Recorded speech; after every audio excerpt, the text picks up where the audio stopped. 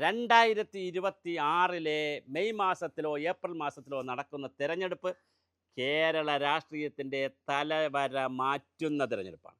എങ്ങനെയാണ് സംഭവിക്കുക? കേരള രാഷ്ട്രീയത്തിൽ എന്തൊക്കെയാണ് സംഭവിക്കാൻ പോകുന്നത്? 3 മുന്നണികളാണ് മത്സരിക്കുന്നത്. LDF ഭരണത്തിലിരിക്കുന്ന 2 പ്രാവശ്യം തുടർച്ചയായി ഭരണത്തിലിരിക്കുന്ന 10 വർഷത്തെ ഭരണം കഴിഞ്ഞിട്ടുള്ള പിണറായിയുടെ നേതൃത്വത്തിലുള്ള മൂന്നാമത്തെ LDF ഒരു മുന്നണി. കാസർഗോഡ് മുതൽ തിരുവനന്തപുരത്തേക്ക് പുതുയുഗ യാത്രയുമായി വരുന്ന രമേശ് ചെന്നിത്തല പ്രചരണ സമിതി ചെയർമാനായിട്ടുള്ള, ശശി തരൂർ വൈസ് ചെയർമാനായിട്ടുള്ള, BD സതീശൻ പ്രതിപക്ഷ നേതാവായിട്ടുള്ള വലിയ UDF മുന്നണി. അതിനേക്കാൾ വലിയ പെരുക്കത്തിൽ നിൽക്കുന്ന BJP തിരുവനന്തപുരം മേയർ സ്ഥാനമെല്ലാം പിടിച്ച് തിരുവനന്തപുരത്തെ 4 മണ്ഡലങ്ങൾ ഉൾപ്പെടെ നേമവും വട്ടിയൂർക്കാവും കഴക്കൂട്ടവും പിന്നെ തിരുവനന്തപുരം സെൻട്രലും കാട്ടാക്കടയും ഒക്കെ ഇപ്പോൾ പിടിക്കാം എന്ന് പറഞ്ഞ് വളരെ ആവേശത്തിൽ നിൽക്കുന്ന BJP.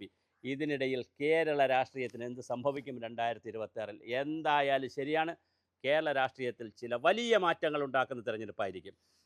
LDF ഒരു പ്രാവശ്യം കൂടെ വന്നു എന്ന് വിചാരിക്കുക. 3-0 എന്ന പേരിൽ പിണറായി വിജയൻ ഒരു പ്രാവശ്യം കൂടെ വന്നാൽ ആരോഗ്യപരമായ കാരണങ്ങളാലും അല്ലാത്ത മറ്റ് രാഷ്ട്രീയ കാരണങ്ങളാലും പിണറായി വിജയൻ ഒരു പക്ഷേ മുഖ്യമന്ത്രി സ്ഥാനം 5 വർഷം തികയ്ക്കാൻ കഴിയില്ല. അവിടെ ഒരു പക്ഷേ ശൈലജ ടീച്ചറിന് ഒരു ടേം കൂടി കിട്ടാൻ, കുറച്ച് കാലമെങ്കിലും കിട്ടാനുള്ള സാധ്യതയുണ്ട്. LDF വന്നാൽ. പക്ഷേ LDF വന്നാലുള്ളൊരു പ്രശ്നം, കോൺഗ്രസിൻ്റെ ഭാവി വലിയ പരിതാപകരമായിരിക്കും. 10 വർഷമായി അവർ പ്രതിപക്ഷത്തിരിക്കുകയാണ്. അതിൻ്റെ ആലസ്യവും സങ്കടവും പ്രയാസവും പ്രതിഷേധവും പ്രതികാരവും ഒക്കെ ഉണ്ട്. ഇനി ഒരു ടേം കൂടെ വരാതിരുന്നാൽ കോൺഗ്രസിൻ്റെ കാര്യം വളരെ പരിതാപകരമായിരിക്കും. LDF വന്നാൽ LDFിൻ്റെ കാര്യവും 3ാം ഭരണം എന്നുള്ള നിലയിൽ ബംഗാളിനേക്കാൾ അഹങ്കാരം കാണിക്കുകയും ഞങ്ങളാണ് അജയ്യരെന്ന് പറഞ്ഞ് കമ്മ്യൂണിസ്റ്റുകാരും മാർക്സിസ്റ്റുകാരുമല്ലാത്ത ഒരു മനുഷ്യനും കേരളത്തിൽ ജീവിക്കാൻ കഴിയാത്ത സാഹചര്യമുണ്ടാക്കി, ആർമാദിച്ച് ബഹളമുണ്ടാക്കി സകല രീതിയിലും LDFും തകരും, പുറത്ത് നിൽക്കുന്ന UDFും തകരും. അതാണ് പുതിയ രാഷ്ട്രീയം. അതേസമയം UDF വന്നാൽ, UDF വരില്ല എന്ന് പറയാൻ പറ്റില്ല. കാരണം ഇപ്പോഴത്തെ ഒരു സാഹചര്യത്തിൽ ഒരുപാട് ദിവസം കഴിയുന്നതോറും UDF പാളയത്തിലേക്ക് ഒരുപാട് ആളുകളും അർത്ഥവും വിസ്മയങ്ങളും ഒക്കെ നടന്നുകൊണ്ടിരിക്കുന്ന വളരെ അച്ചടക്കത്തോടു കൂടി UDF വരുന്നത് കൊണ്ട് UDF അധികാരത്തിൽ വരില്ല എന്ന് പറയാൻ കഴിയില്ല. അങ്ങനെ UDF അധികാരത്തിൽ വന്നാൽ 5 വർഷം പോരാട്ടം നടത്തുന്നതിനും സമരം നടത്തുന്നതിനും ഒക്കെ പ്രതിപക്ഷത്തിരുന്ന് ചെയ്യാനുള്ള കരുത്തൊക്കെ CPMനുണ്ട്. ഭരണകക്ഷിയിലിരിക്കുമ്പോഴേ ഉള്ളൂ അവർ ചീത്തയാവുന്നത്. പ്രതിപക്ഷത്തിരുന്നാൽ അവർ വളരെ മാന്യരായിരിക്കും. നല്ല സമരം നടത്തും, DAക്ക് വേണ്ടി സമരം നടത്തും, ശമ്പള പരിഷ്കരണത്തിന് വേണ്ടി സമരം നടത്തും, പങ്കാളിത്ത പെൻഷൻ ഒഴിവാക്കാൻ സമരം നടത്തും, സകല കാര്യം ആശാ വർക്കേഴ്സിന് വേണ്ടി സമരം ചെയ്യും. പിന്നെ അത് കഴിഞ്ഞിട്ട് അംഗനവാടിക്കാർക്ക് വേണ്ടി സമരം ചെയ്യും. സകലപാരുടെ ആനുകൂല്യം വാങ്ങിച്ചു കൊടുക്കാൻ വേണ്ടി ശക്തമായ സമരത്തിൽ പ്രതിപക്ഷമുണ്ടാകും. ശക്തമായ പ്രതിപക്ഷത്തിരിക്കാനാണ് അവർക്ക് കഴിവുള്ളതും. അവർ ഭരണപക്ഷത്ത് എന്നും പരാജയമാണ്. ഈ കഴിഞ്ഞ 10 വർഷവും പരാജയമായിരുന്നു. അതേസമയം പ്രതിപക്ഷത്തിരിക്കാൻ അവർ മിടുക്കരാണ്. ശക്തമായ ബന്ധും സ്തംഭിപ്പിക്കലും സമരവും ബഹളവും പ്രകടനവും സെക്രട്ടേറിയറ്റ് വളയലും സെക്രട്ടേറിയറ്റ് ചുറ്റലും അങ്ങനെ സെക്രട്ടേറിയറ്റിനെ സ്തംഭിപ്പിക്കലും വളരെ ശക്തമായ രീതിയിൽ LDFന് കൊണ്ടുപോകാൻ പറ്റും. അങ്ങനെയായാൽ BJPക്ക് വീണ്ടും പണിയേണ്ടി വരും. അപ്പോൾ ചുരുക്കത്തിൽ LDF ഒരു പ്രാവശ്യം കൂടെ വരികയും ഭരണം കൊണ്ട് LDF ചീത്തയാവുകയും ഭരണത്തിലില്ലാത്തതുകൊണ്ട് UDF ചീത്തയാവുകയും ചെയ്താൽ തീർച്ചയായിട്ടും BJPയുടെ സാധ്യത വളരെ വലുതാണ്. ഇനി മറ്റൊരു സാധ്യതയുള്ളത്, UDF വന്നാൽ LDFന് ഭരണമില്ലാതിരുന്നാൽ മറ്റൊരു കുഴപ്പമുണ്ട്. ഭരണമില്ലെങ്കിൽ അവർക്ക് എങ്ങനെയാണ് പണം മൊബിലൈസ് ചെയ്യാൻ കഴിയുക? പ്രത്യേകിച്ച് പിണറായിയുടെ ഒരു പീരീഡ് കൂടി അങ്ങോട്ട് കാവുന്നു. ഞാൻ പറയാൻ കാരണം പിണറായിക്ക് ഏജ് കൂടി വരികയാണ്. പിണറായിയുടെ ഒരു ദൗർബല്യമോ അല്ലെങ്കിൽ ഒരു ശക്തി ക്ഷയിച്ചാൽ പണമില്ലാത്തൊരു സാഹചര്യം CPMനെ പിന്തുടരും. മാത്രമല്ല ഇന്ത്യയിൽ ഓരോ സംസ്ഥാനത്തും ഇല്ലാത്ത പാർട്ടി എന്നുള്ള നിലയിൽ അവർക്ക് ദേശീയ തലത്തിലുള്ള അംഗീകാരം ഉൾപ്പെടെ ചോദ്യം ചെയ്യപ്പെട്ടാൽ അവിടെ CPMന് പ്രതിപക്ഷത്താണ് സമരം ചെയ്യാമെങ്കിലും സമരം മാത്രം ചെയ്തുകൊണ്ട് വളരാൻ കഴിയാത്ത പുതിയ രാഷ്ട്രീയ സാഹചര്യവും ഉണ്ടാകും.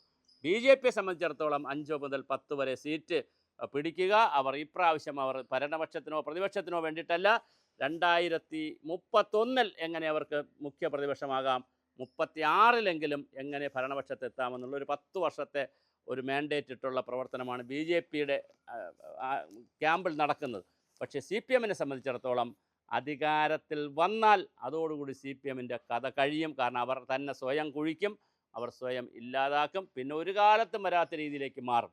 അവർ പ്രതിപക്ഷത്ത് പോയാൽ സംഭവിക്കാൻ പോകുന്നത് പണപരമായ സാമ്പത്തികമായ പ്രതിസന്ധി കൊണ്ട് അധികാരവുമില്ല സമ്പത്തുമില്ലാത്തതിൻ്റെ പേരിൽ വലിയ ക്ഷീണമുണ്ടാകും. പക്ഷേ അപ്പോഴും അവരെ തോൽപ്പിക്കാൻ കഴിയില്ല. കാരണം പഞ്ചായത്ത് രാജ് സ്ഥാപനങ്ങൾ 50% അവരുടെ കയ്യിലുണ്ട്, സഹകരണ സംഘങ്ങളുണ്ട്, അമ്പല കമ്മിറ്റിയുണ്ട്, റെസിഡൻസ് അസോസിയേഷനുണ്ട്, ചാനലുണ്ട്, പത്രമുണ്ട്. അപ്പോൾ സാമ്പത്തികമായി കൈകാര്യം ചെയ്യാനുള്ള കുറേ തുകയും അവരുടെ കയ്യിലുണ്ട്, വലിയ സംഘടനാ സംവിധാനമുണ്ട്. അതുകൊണ്ട് CPM-നെയും കോൺഗ്രസിനെയും അല്ല ഇടതുപക്ഷത്തെയും അങ്ങ് എഴുതിത്തള്ളാൻ വരട്ടെ, അവർ തീർച്ചയായിട്ടും പക്ഷേ ക്ഷീണിച്ചു പോകും. പിന്നെ മറ്റൊരു അഡ്വാൻറ്റേജ് ഉള്ളത്, പഴയ കാലത്താണെങ്കിൽ CPM പോലുള്ള പാർട്ടിയിൽ നിന്നൊന്നും കോൺഗ്രസ്സിലോ BJP-യിലേക്കോ ശക്തമായ ഒഴുക്കുണ്ടാവുമായിരുന്നില്ല. പക്ഷെ കാലം മാറി, ഒരുപാട് CPM-കാർ കോൺഗ്രസ്സിലേക്ക് പോകുന്നു, അതിനേക്കാൾ കൂടുതൽ CPM-കാർ BJP-യിലേക്ക് പോകുന്നു. അതിന് വലിയ സാധ്യതയുണ്ട്. അതുപോലെ തന്നെ LDF വരികയാണെങ്കിൽ UDF-നകത്തേക്കുന്ന ഘടകകക്ഷികളിൽ വലിയ മാനസാന്തരമുണ്ടാകും.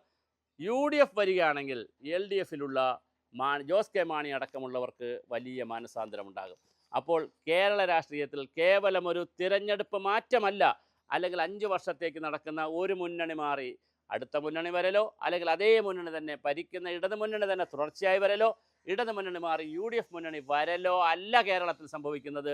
അതീവ ഗൗരവതരമായ രാഷ്ട്രീയ അടിയൊഴുക്കുകളും പടലപ്പിണക്കങ്ങളും ഗ്രൂപ്പ് മാറ്റവും ആളുകൾ അങ്ങോട്ടും ഇങ്ങോട്ടും മാറുന്നതും ചില മുന്നണികളുടെ തകർച്ചയും ചില മുന്നണികളുടെ ഉദയവും അടക്കമുള്ള പുതിയ രൂപങ്ങളാണ് കേരളത്തിൽ കാണാനിരിക്കുന്നത്. ഇതിനിടയ്ക്ക് പല പാർട്ടികളും പുതിയതായിട്ടുണ്ടാകുന്നു. പാലക്കാട് നിന്ന് വിട്ടുപോയിട്ടുള്ള വിമതരായിട്ടുള്ള വലിയൊരു സംഘം ആളുകൾ CPM-ൻ്റെ പേരിൽ എന്തോ സോഷ്യൽ ഡെമോക്രാറ്റിക് പാർട്ടി എന്നൊക്കെ പറഞ്ഞ് CPM-ന് എതിരെയുള്ള വലിയ പാർട്ടി വരുന്നു. അപ്പോൾ രാഷ്ട്രീയ പാർട്ടികൾ വരുന്നു, ഹം പോലുള്ള പാർട്ടികൾ വരുന്നു. അങ്ങനെ ഒത്തിരി 2026 തിരഞ്ഞെടുപ്പ് സ്വാഭാവികമായ, ഞാൻ നേരത്തെ സൂചിപ്പിച്ചതുപോലെ നാളിതുവരെയുള്ളൊരു തിരഞ്ഞെടുപ്പേ ആയിരിക്കത്തില്ല കേരളത്തിൽ. മുന്നണി സംവിധാനങ്ങളും മുന്നണിയുടെ രൂപവും ഭാവവും എല്ലാം മാറ്റി തീർക്കുന്ന ആദ്യനിർണായകമായ തിരഞ്ഞെടുപ്പാണ് വരാനിരിക്കുന്നത്. ആ തിരഞ്ഞെടുപ്പിൽ BJP നിർണായകമായൊരു സ്ഥാനം വഹിക്കും. അങ്ങനെ നിർണായകമായ സ്ഥാനം BJP വഹിക്കുമ്പോൾ അത് കൊണ്ടുപോകുന്നത് CPM-ൻ്റെ മുന്നണിയാണോ കോൺഗ്രസിൻ്റെ മുന്നണിയാണോ എന്നിപ്പോൾ പറയാൻ കഴിയാത്ത സാഹചര്യമാണുള്ളത്. എന്തായാലും ഒരുപാട് അന്തർധാരകളും അടിയൊഴുക്കുകളും ഡീലുകളുമൊക്കെ ഇപ്പോൾ തന്നെ ധാരണയായിട്ടുണ്ട്. പല മണ്ഡലങ്ങളിലും പല സ്ഥാനാർത്ഥികളെയും, ചിലയിടത്ത് ചാവേറുകളെ നിർത്തുക, ചിലയിടത്ത് ഡമ്മി സ്ഥാനാർത്ഥികളെ നിർത്തുക, അങ്ങനെ വളരെ വലിയ തോതിലാണ് കേരളത്തിൽ ഈ കാര്യങ്ങൾ പോകുന്നത്. അതിനിടയിൽ ജമാഅത്ത് ഇസ്ലാമിയുടെയും PDP-യുടെയും SDP-യുടെയൊക്കെ നിലപാടുകളുണ്ട്. അവരെ UDF-ൽ എടുക്കണോ വേണ്ടേ, അല്ലെങ്കിൽ LDF-ന് എടുക്കണോ, അത്തരം ചർച്ചകളുണ്ട്. അങ്ങനെ വളരെ ഗുരുതരമായിട്ടുള്ള രാഷ്ട്രീയ സാമൂഹ്യമായിട്ടുള്ള ഒരുപാട് ഘടകങ്ങൾ. അതിനിടയിലാണ് ശബരിമല വിഷയം ഇപ്പോൾ വീണ്ടും സജീവമായി കേസിൻ്റെ രൂപത്തിൽ വന്നിരിക്കുന്നത്.